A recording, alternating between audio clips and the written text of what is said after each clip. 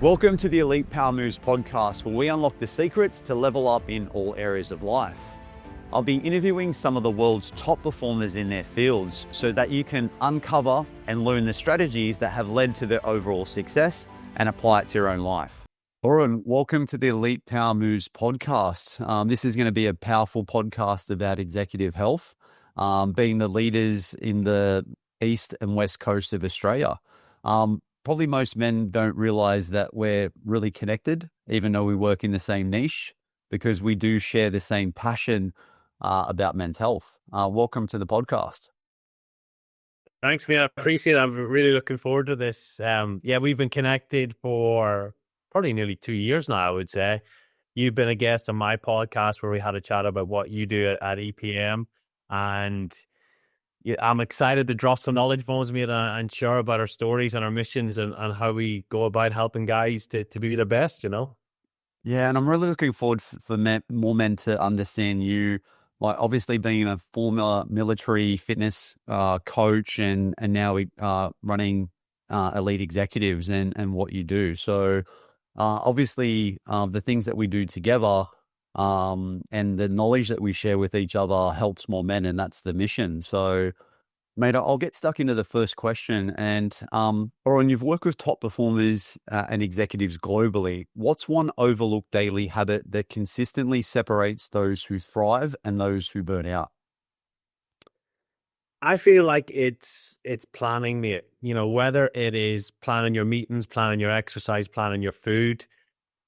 People sometimes are really good at one, but whenever you get somebody who just executes on everything and just makes sure that there's no roadblocks in terms of their day, and that's one of the principles that we put in. We've got it's a cheesy, catchy way of remembering our sleep hygiene. So we've got our 90210 routine, which is 9 hours before bed, no caffeine, 0 alcohol, 2 hours before bed, no work, 1 hour before bed, no phone, and 0 things to plan for the next day. And I think that is probably the biggest issue for a lot of executives and a lot of people in general, mate. You know, people have so much going on that it's easy to get into bed at night and then think about, shit, I've got to email that guy. I've got to lay out my exercise clothes. What am I going to do in the gym in the morning?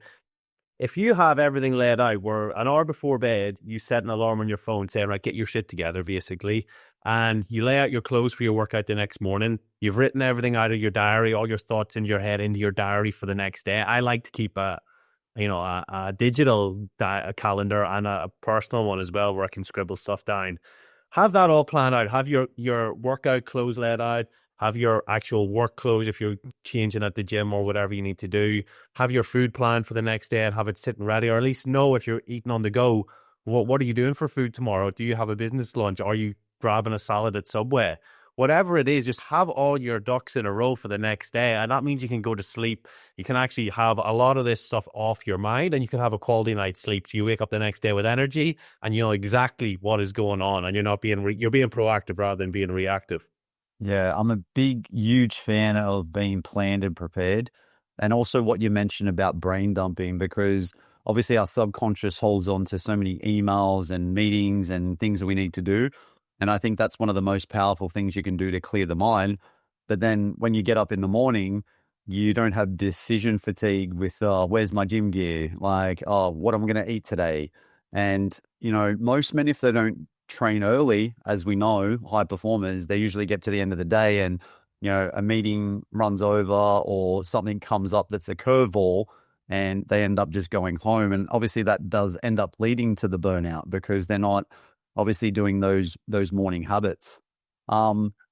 Personally, everyone that I work with and talk to always sets up. Like I'm a stickler for setting up my morning routine and like to the point where I have a bag with everything packed that I know that matches my macros. This is all the food that I need to eat today. I know I'm eating dinner at home, so everything is going to be pre-planned to the point where I even lay out 7 days of socks and undies and workout clothes. So I just grab them in the afternoon, put the pile, have my smoothie ready, and it's just definitely the thing that we need to do. Just a follow-up question to that. Have you seen this habit evolve with the rise of hybrid and digital distractions in the workplace now? Well, mate, it it's very hard to switch off as a busy executive, you know, like I talk to people who, you know, they're paid well, right? They're top of the chain, like whether they work for somebody or they're running their own thing. And with that comes a sort of expectation that you're always available, mate. And I know that the government have tried to put these sort of laws in place to protect, you know, that work-life balance lately, where it's quote unquote illegal to contact an employee out of work time or to expect a reply or expect an answer or a call. But a lot of these guys will just discard that because they're getting paid well. They're, especially if they're in something like mining, mate, or oil and gas, like a lot of the time picking up the phone is dependent on that. So there is sometimes this lack of work-life balance just from the emails and the work expectations. But then, Michael, if you add in the fact that, you know, um, we've got Netflix, we've got Disney Plus, we've got, you know, all these other streaming services. There must be about 10 different ones, maybe depending on what shows you want to watch. You've got Instagram has become more addictive. Even LinkedIn itself, mate, is becoming more addictive. They put video on there and, you know, more people are engaging and, you know, a lot of people are addicted there as well. You've got TikTok. And I mean, like, there's so many distractions in the world. Like, I think Deloitte in 2017 put out a figure that poor sleep costs the economy 66 billion a year. Yeah. And since then, we've had Netflix have went from 30 seconds to the next episode to 20 seconds to now 5. So it's very easy to get distracted and look at your phone to try to chill out and unwind, or to put something on Netflix, and before you know it, the next episode has started.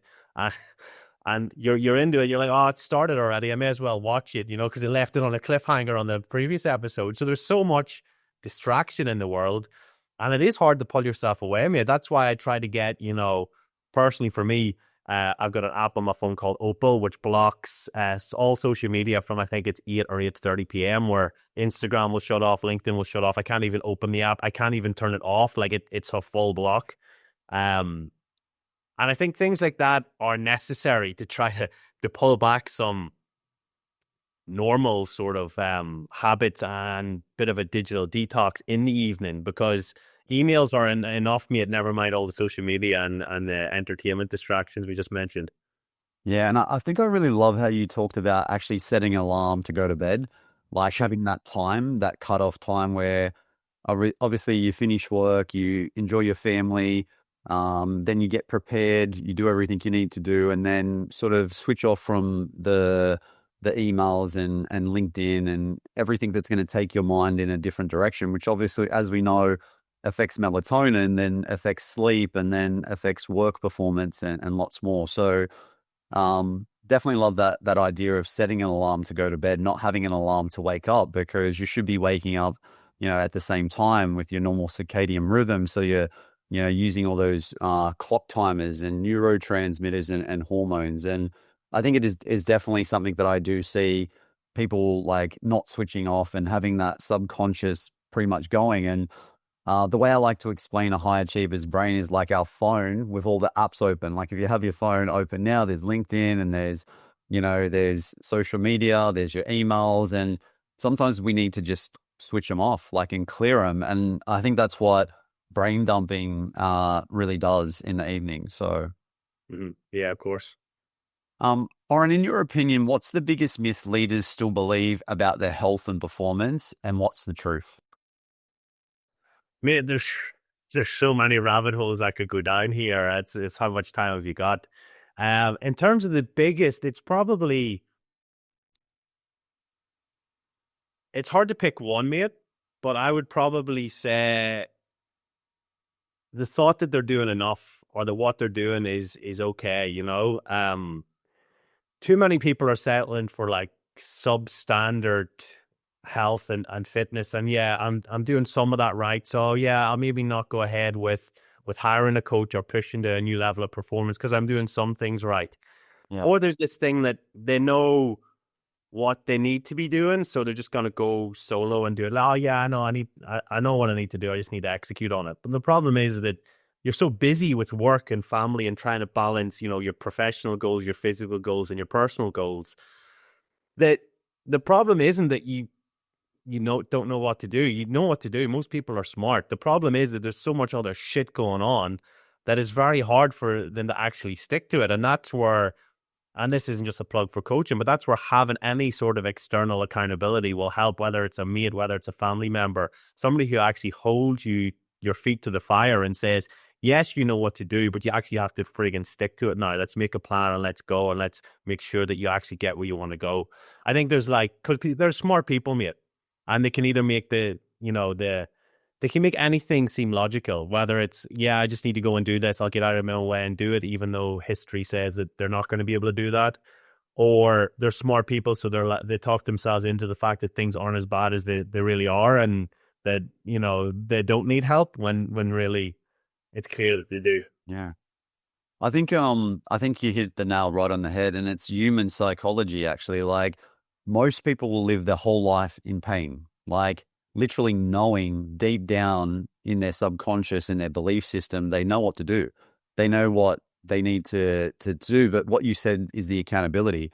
And that's the biggest thing that busy men need, is that accountability to take action, because, measuring macros, sorting out workout routines, sleep performance, all these things, they're going to enhance energy and output, and, have them being sharper and getting more done during the day. But I think one of the biggest things that I do see, I think it's not only with the executives, but also with anyone out there, is they have that biggest loser concept. They think they need to eat less, and they need to work out a lot more. And as we know, it's actually the opposite. We need to have really short, precise workouts, especially if you're over the age of 35 or 40, to keep cortisol and inflammation in check. And we need to hit our protein numbers, which you've obviously highlighted in one of your great reels that you posted up, that you said that, like, most men will skip their lunch, because they're too busy. And it just leads it down this rabbit hole, doesn't it? Because, they've, like you said, they've got sort of one toe in the water, and they're sort of going, well, I'm going to the gym, and I'm eating pretty healthy, but there is also micro habits within habits, that we need to look at, and everyone's different. So I think the philosophy that I hear a lot is, I'm strapped for time. I got no time. And it's like, we want to go and buy the red Jeep. We say that and we see it everywhere. And if we say we have no time, then we create that in our reality. And it's all linked to that performance of energy, because time management is energy management. If we have better energy, we get more time. And, so there's definitely a lot of rabbit holes we could go down there. Absolutely. Oren, we both see high achieving men struggling with resilience, mentally and both physically.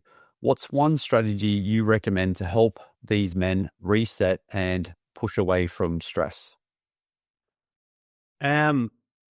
It's maybe not the answer that most people will think. Me, like, you might think, if you read this question, that it's going to be, do a journal and exercise, or do some meditation, or be mindful, or do some breath work, or whatever. I think it's simply down to doing what you said you were going to do, doing what's important to you, right? There's so much where we know things are good for us. We know we need to train. We know we need to eat right. We know we need to do that. Like, and for example, it's very easy, mate, to set an alarm for 5 a.m. to get a workout in before you go to work, but then to turn your alarm off, to snooze and to push off. Now, that workout is important to you for a reason. You set your alarm at 5 o'clock for a reason. If you snooze your alarm, you're already setting yourself up on the back foot, because what you're saying is that goal and that thing that's important, so essentially yourself, is not important enough to wake up and get it done.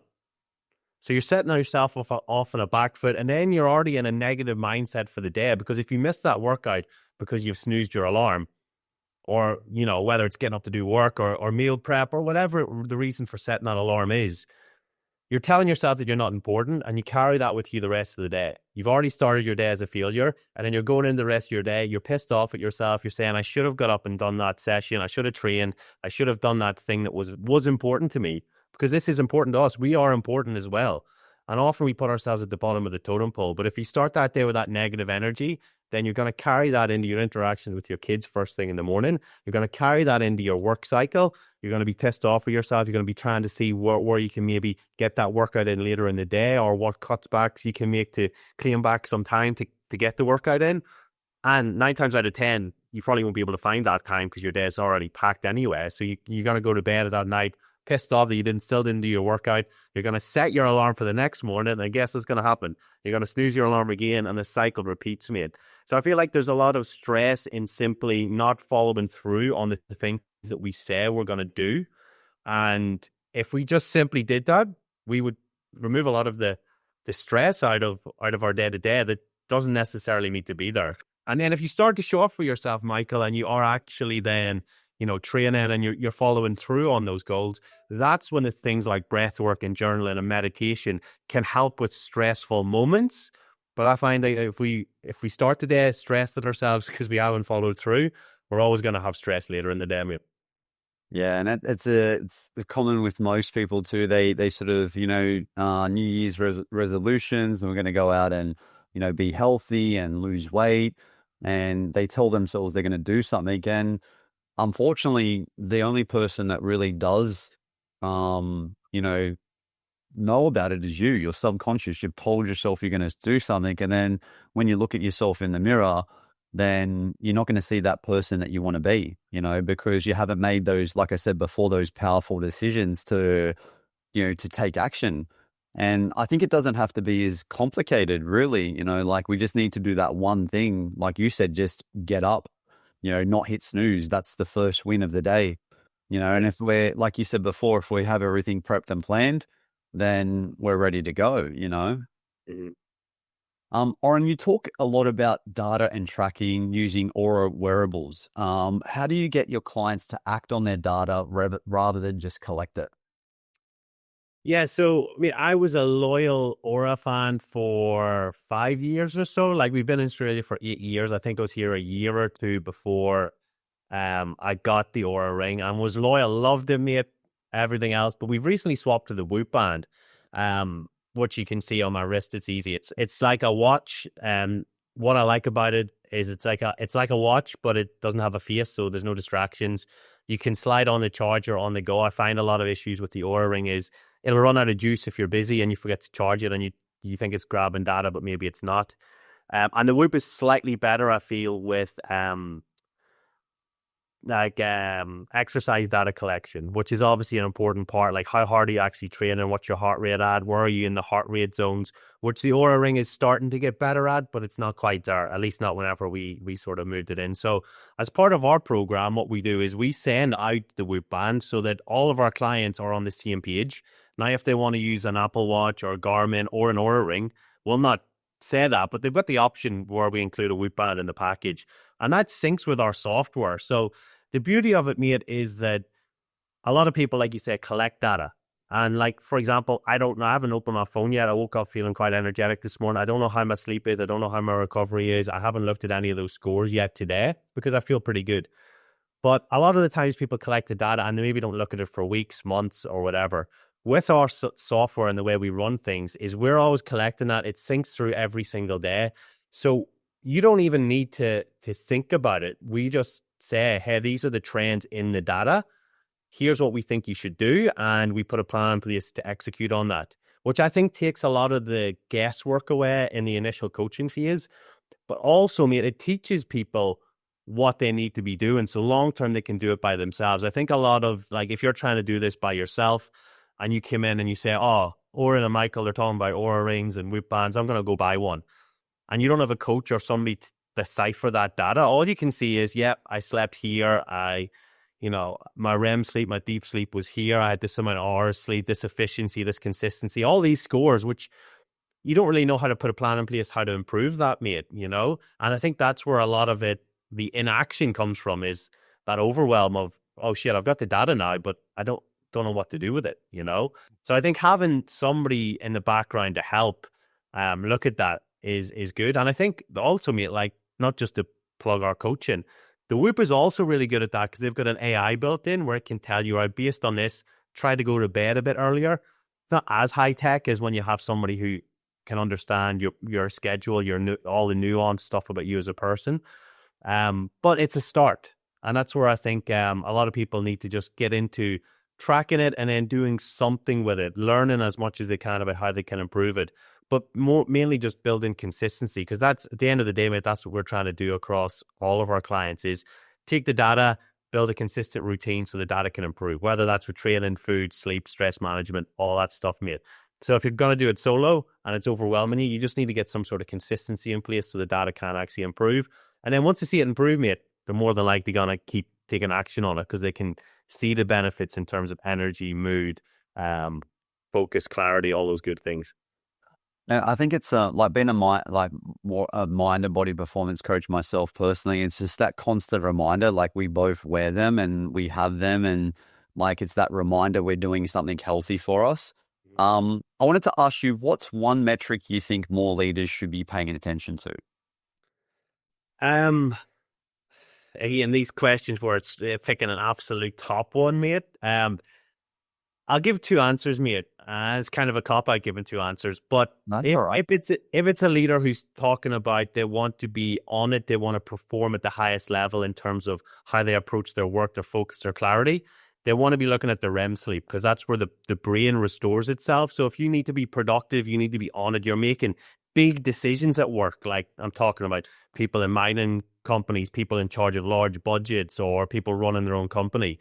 Like you need to be on it. You need to be switched on. And if you're not getting enough REM sleep because of poor habits or just poor sleep hygiene in general, then you need to be focusing on that. Now, the other thing is if you're not thinking about performance, you're thinking more about health and longevity.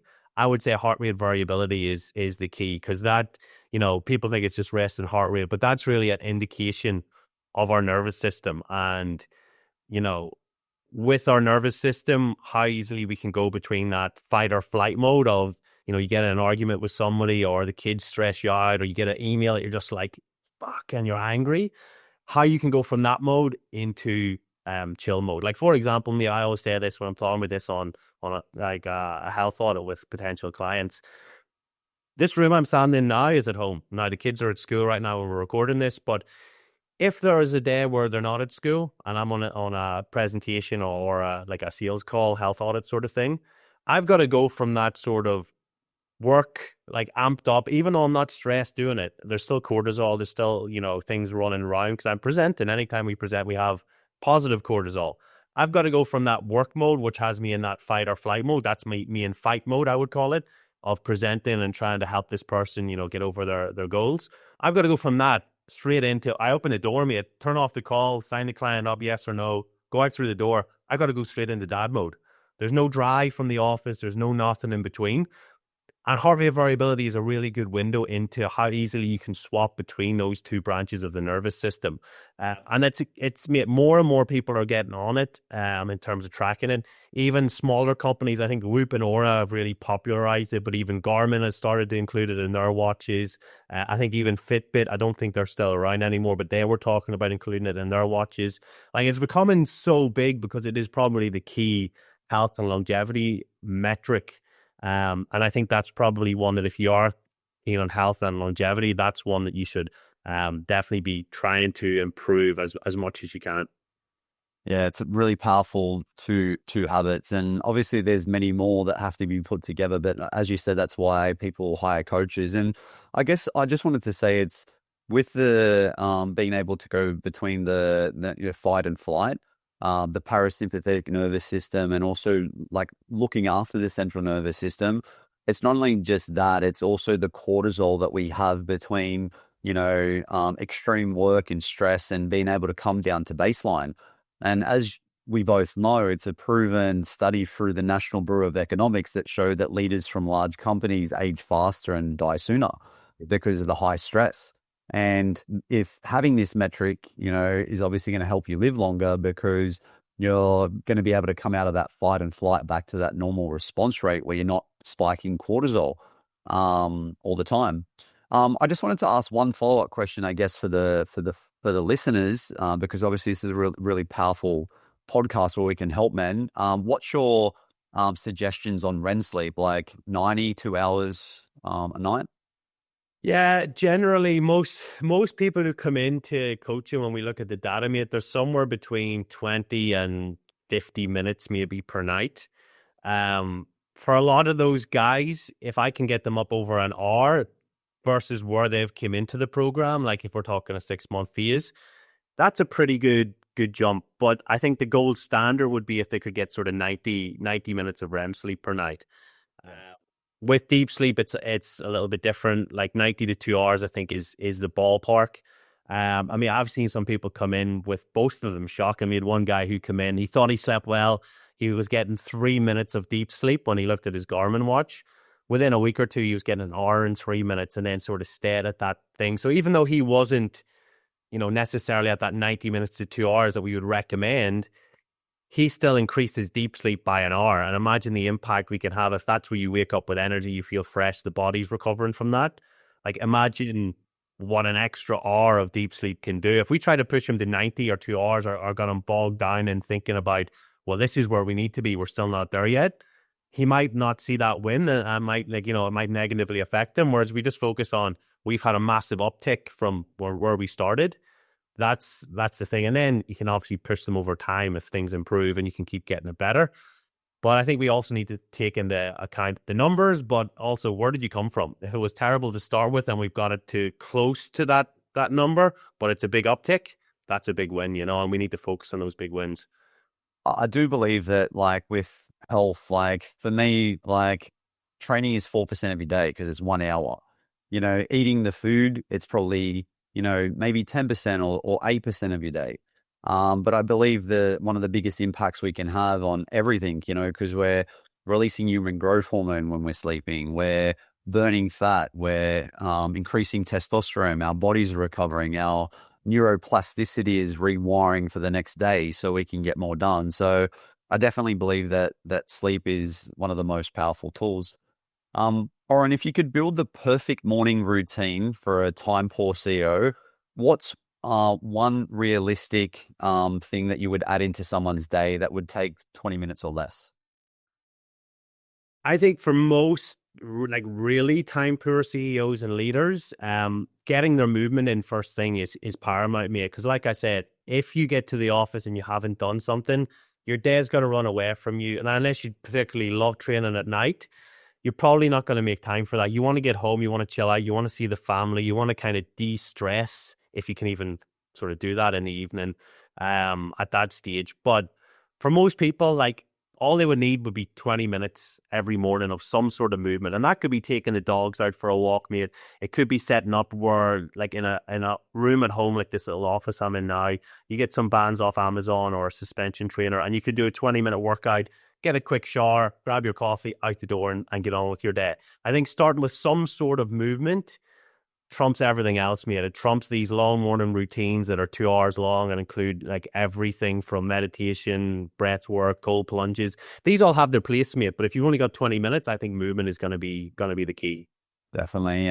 Definitely one of the best things they can do. Obviously, releasing endorphin, serotonin, and dopamine just before they're ready to move the needle. You're gonna feel fresher and you're gonna have better flow during the day.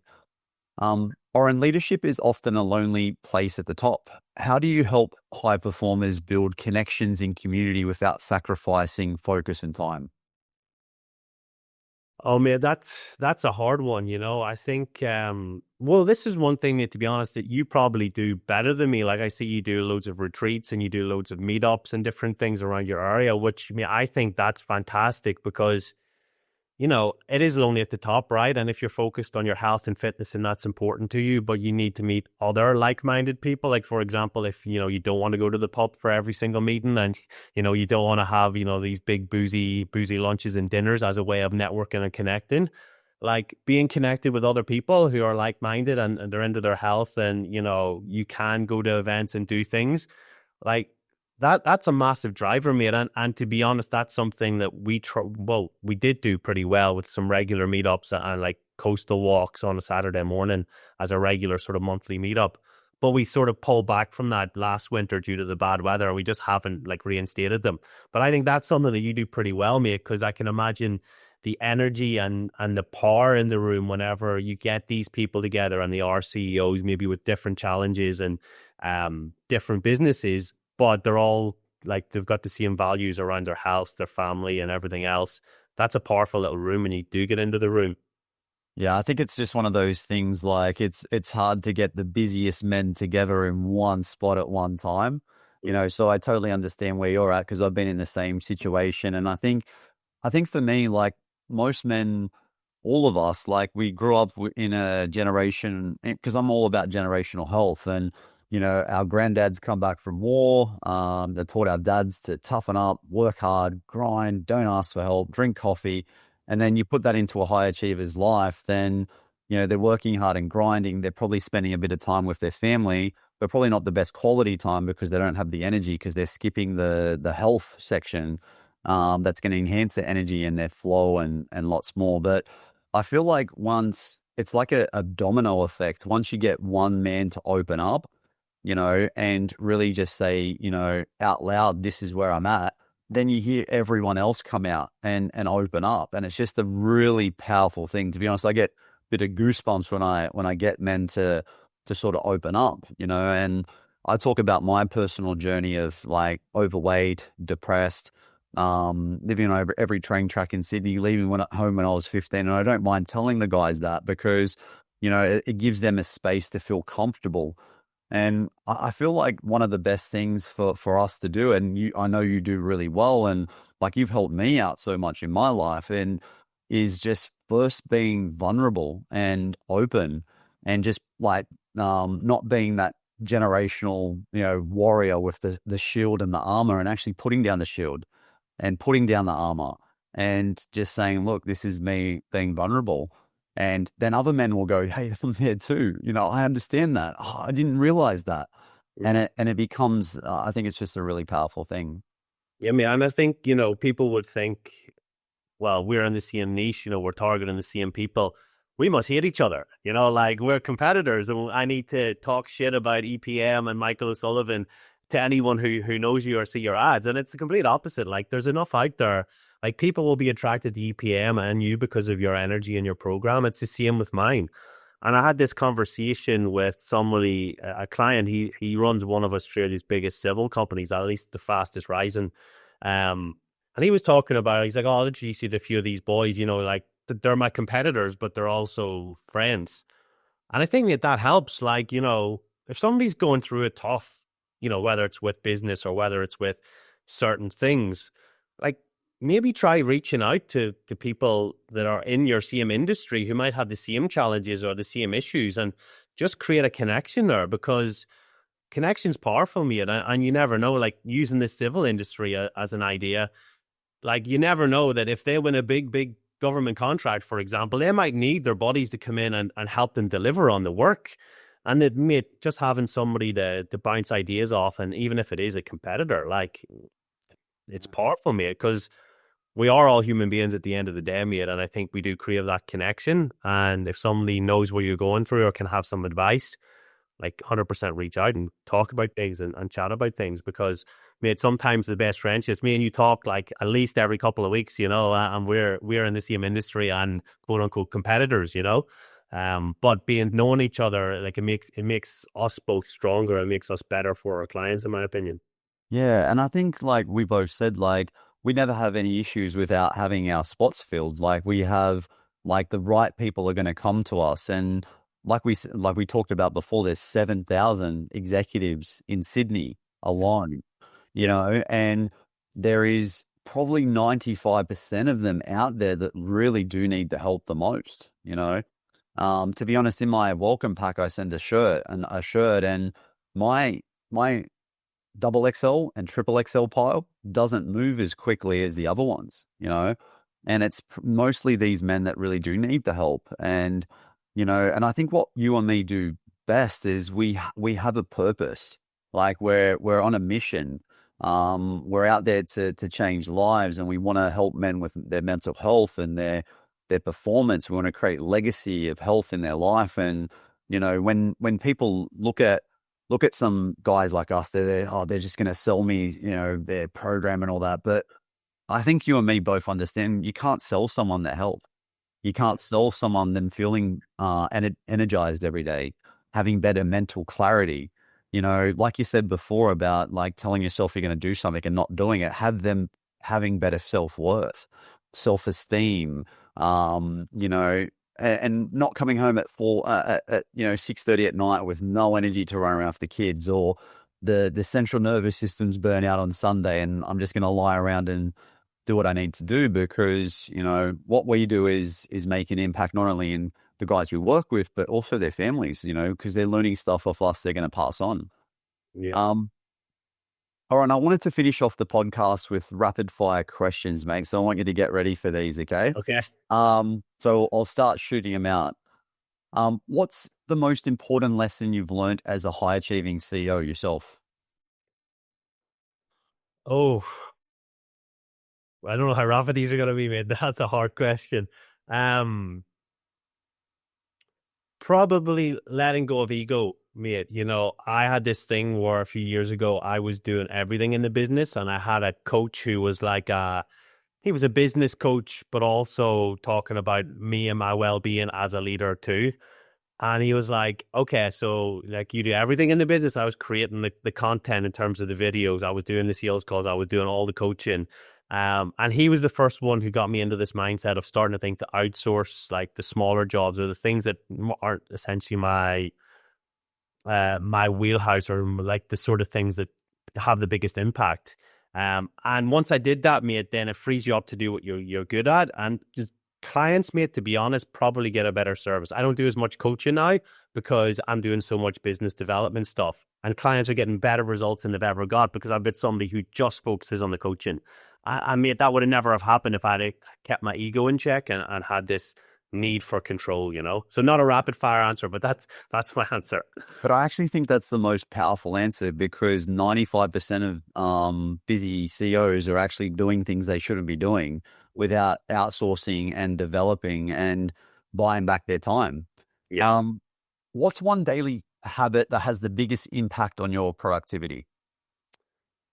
Probably, as I mentioned, the Opal app on my phone. Like, for example, now, mate, I can't get into any social media. I can't get into anything around that phone. I can take a break, but I've actually got to sit and wait through 30 seconds of a timer counting down, then hit like take a break and then go on to social media. So it kind of breaks me out of that loop. If I really want to scroll my phone, I just take that out, mate. And what I've also got set up recently, I don't know if you'll be able to see on the thing, but I've got a quick one where I can tap 3 times on my phone and it turns gray. Now, if you're looking at a gray phone, mate, the colors came out of all those apps that are nice and appealing to you. I can't even see that. My kids are on my wallpaper are in black and white now. If you got that set up, mate, your phone is a lot less attractive to you. So those little, I guess, stop gaps with my phone, then eliminate the need or eliminate the dopamine that I'm getting from those. It means that I can stay more productive and on task, mate. And that's not to say I don't procrastinate because we all do. I think it's like a fail safe in the brain to stop you from getting hurt sometimes from working too hard.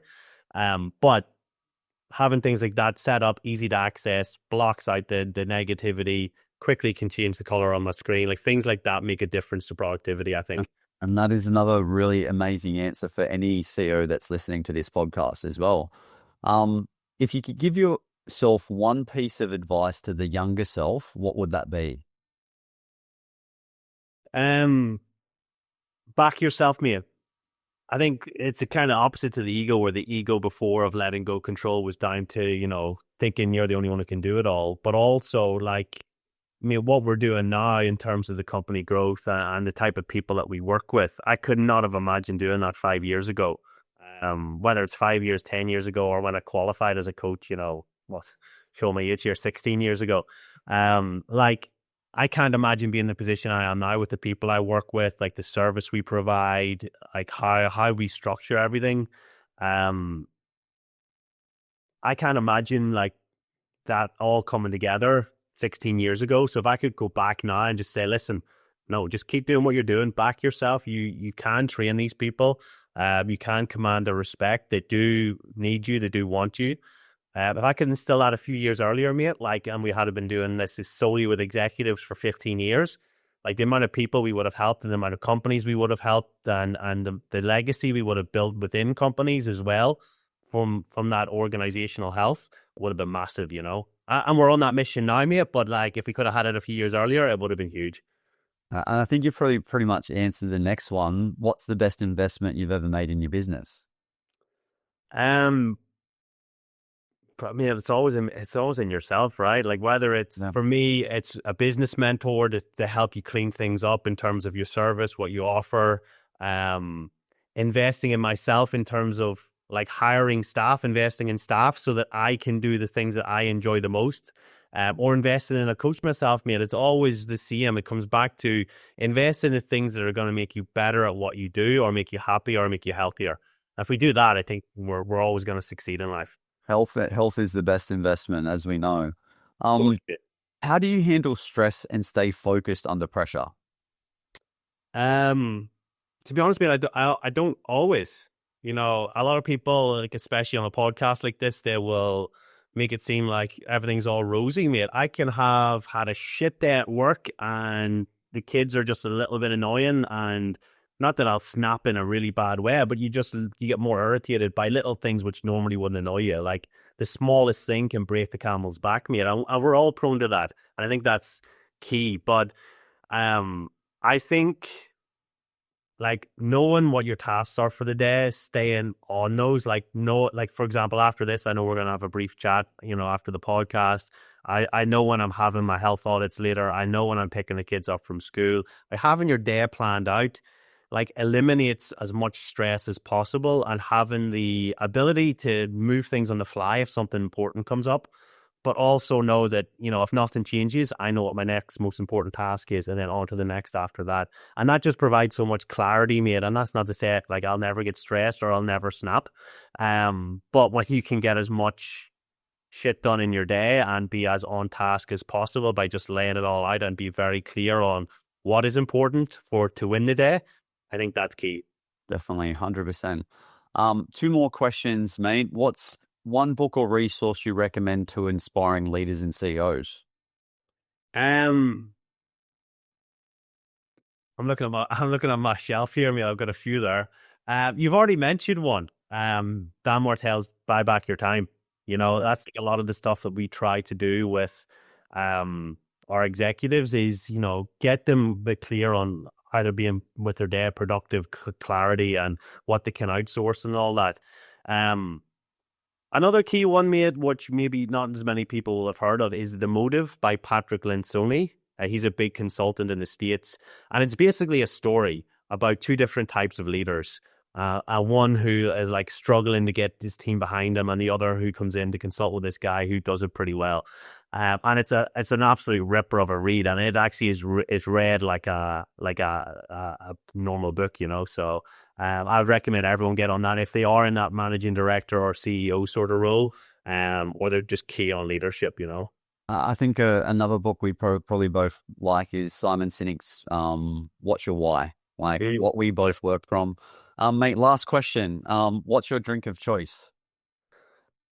Drink in terms of what scenario? My drink right now is a water. After this, I'm going to make a coffee. If it's alcoholic, I'm off the alcohol now, so it's a zero beer, which I'm quite enjoying at the minute. Yeah, so it depends on the scenario, mate. 9 times out of 10, it's water. Twice a day, it's a coffee, and on the weekends, Friday and Saturday, I'll have 1 or 2 zero beers when I'm just chilling out in the evening. Because I wanted to personally not get off the alcohol because I don't like it. I wanted to see how my body goes when I wasn't putting alcohol in terms of my recovery, my data, and everything else. But, mate, Irish heritage here. I do like to have a beer. I do like to enjoy a drink. So I was like, can I do both? Can I get the positives in terms of that and have a little bit of a calorie hit? You know, each beer has, 70, 80 odd calories in it. Less than a normal beer, but there's no alcohol in there, so I don't get any of the negatives. When I get to sit down and have a cold one on the weekend, it's just where I'm at the minute, you know. Thank you for tuning in today, and I hope you found the discussion useful. Our goal is to positively impact the well-being of 1 million people's lives just like you by sharing the experience and knowledge of some of the world's top performers. So you don't miss out on any key strategies to help you succeed, make sure you hit the subscribe button below. And if you think you may know someone that would benefit from this episode, join us in our mission of impacting 1 million lives and share it with your friends.